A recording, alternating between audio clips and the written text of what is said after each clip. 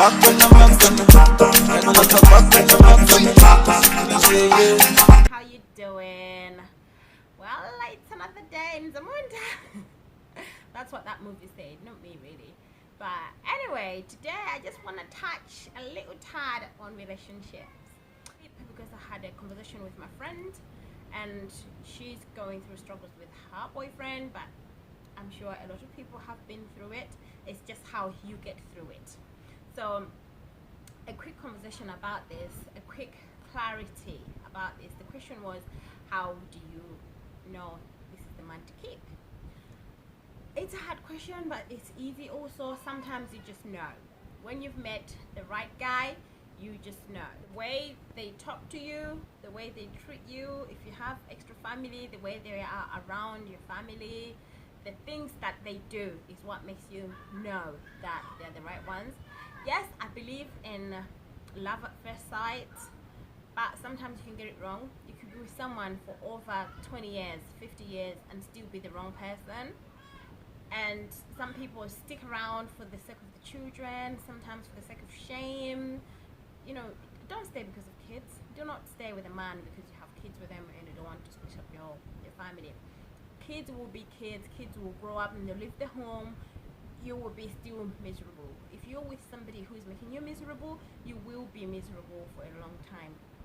And I believe in it. Once you see a sign, everybody sees that sign. If you see the sign, a little intuition that tells you that this is the wrong guy, that is the moment to run. Some of them lie. They will come with lies like, oh, my ex is just sticking around because she's homeless and I need to keep her. Some of them will say something stupid like, she's ill, I still need to be standing by her and stuff like that. If there's an ex, there's a baby mama, if there's what, run as fast as you can. I'm talking out of people's experiences and, you know, from things that I've seen growing up, getting to this age. But when you find the right one, you just know. And if sometimes they might act way too quick, you might think, oh, this is way too soon, everything is moving too fast, I'm not used to this kind of thing. Embrace it.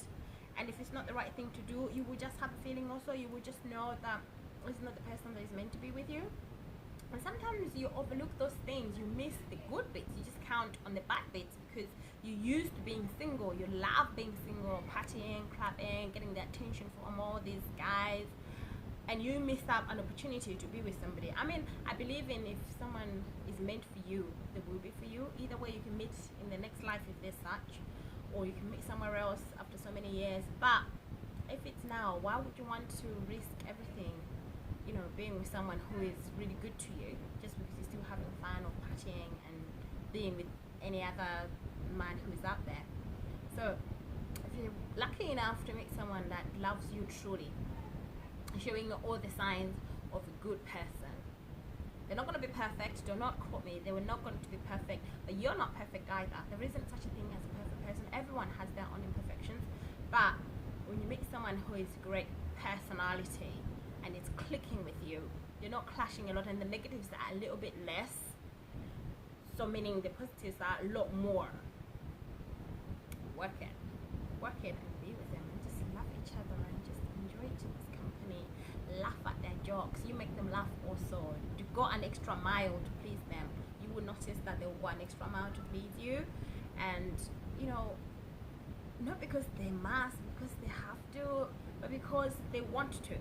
And when you want to, you do everything with all your heart, you give yourself to them with all your heart, they give themselves to you because they respond. I believe in the law of attraction. What goes around comes around. You're giving nasty, you will get nasty back to you. Karma sort of situation. So be kind, be loving, be faithful, be true to you, yourself, and to them, to everyone around you. And that's this my advice for like good relationship goals really. Another thing is communication. If you're dating somebody and you cannot communicate, as in you're telling them something else, they translate it to be something else, making it something big or something that is not there, run. If they're the sort of person that you're telling, so babe, what are you gonna eat, they're not listening, they're gonna have to ask you like 12 times, oh, what did you say, run. They're not listening to you, they're not paying attention now. What makes you think they'll pay attention to you when you're married? If they're a cheater, I know no. If someone cheats on you when your boyfriend's a girlfriend, he's gonna make it worse when you're married because he'll be a lot more comfortable thinking that your wife. Oh, she's my wife. You're not gonna want divorce. Divorces are expensive. Who wants to go through that? So be aware of the sort of people that you're making your commitments to. I mean, divorces do happen all the time. They've been there way before we were born, years, but they shouldn't happen. But sometimes it's because people these days, this is what my pastor said before we got married. My husband had a marriage preparation like lessons course for weeks. We were doing this. This is what he said to us: if you're not ready to commit, don't do it. And people these days have an easy like, oh, what the hell, I meet somebody else. Don't have that attitude, because there will always be somebody else. Will they be the right ones? Yeah, obviously maybe your husband to be is not the first man on earth, is not the first one to be with you. If he is the first man, then good for you.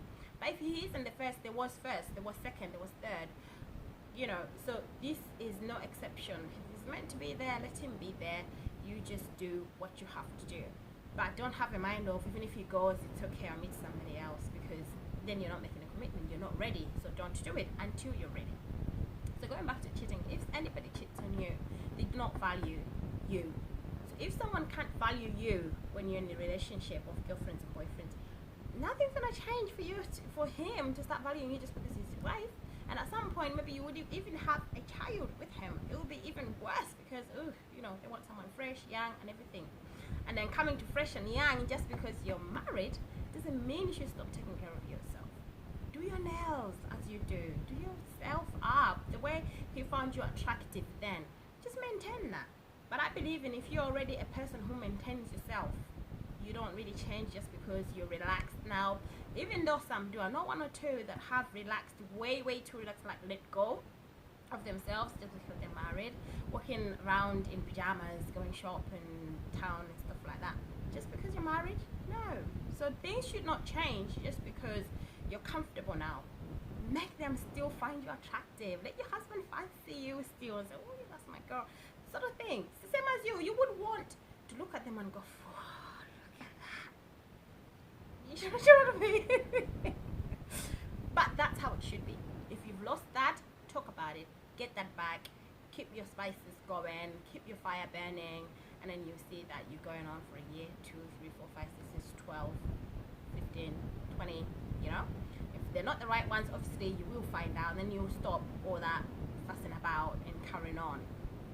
But yeah, so communication is the key, but also compromising understanding. Just because you've been single for a while and someone comes into your life and you're struggling to cope with them being in your relationship and you chuck them, that's not the way. You wait and see if you can reason with them. Give and take. I believe in a relationship is give and take. You give 50, they give you 50. Sometimes you can give 60, as long as you're getting at least 40, 45. Nothing less. Don't compromise too much. If you compromise too much, you lose yourself. You start living for them. Carry on living for you, but at least meet them halfway. Let them meet you halfway. So you're still having a little bit of you, yourself. Don't change for nobody, and they won't change for nobody. But because you're a union, you become one now, you just work as a unison. And that's another thing. Do not try to change a man. Don't try and change nobody. Just like you would not want them to change you. Why would you want to change them? You find them with a problem, either live with it, deal with it, cope with it, or don't tolerate it at all. There's only 2 ways about it. There's not 3 ways to say, oh, I'm going to try and do this so he can change. A human being cannot change. They do what they want. If they change, it might be just temporary, just to please you that minute. Once they get hit, bang, bang, cookie, da da da da, they're back to square one. And then you'll be looking back and say, oh, I've wasted 2 years already, or 3 years already, or 4 years already. Then you're living a lie, girl. You're living a lie. The rest, I think I will leave for another video. Today I only had these few little bits to go with. They're basics, but a lot of people get them wrong. Like I said, I'm not a marriage expert, but I have seen my parents, the neighbors, the aunties, and I've learned from them. You do the same. Learn from friends, the neighbors, the others. Ask questions if you need to ask questions to people around you. I asked old people to say, oh, you're still holding hands at 17. What was your secret? Communication, talking, you know, the spicing up, go, not letting go. So many things. Put them in one and hold on to that. Most of all, pray together. You might not be a Christian, you might not be a Muslim, one that actually goes to mosque or church, but pray together. I believe in there's a God in heaven, and if you pray, and I believe in if it's something that's what you really, really want, it becomes yours. So pray together, go through things together, make them your friend. If they cannot be your friend, you're not going to be comfortable talking to them or with them about certain things. You end up holding things back, and then they might just find out in a different kind of way, and then things will just muddle up. No complications. Make your husband your friend, but have respect for them. They can't be your best friend, they're your good friend. Have respect for them. They would have to give you respect also, depending on how much they love you, or depending on what sort of things they value on you. They would have no choice but to love you the way you are, just as you are, and respect you. So if you like this kind of videos, comment down below. I always have so much to talk about. There's plenty where this has come from regarding relationships and stuff like that, and family life or children's life. Let me know. Comment, DM, it's free to talk about any kind of topic that you like. So for now, keep loving. Bye.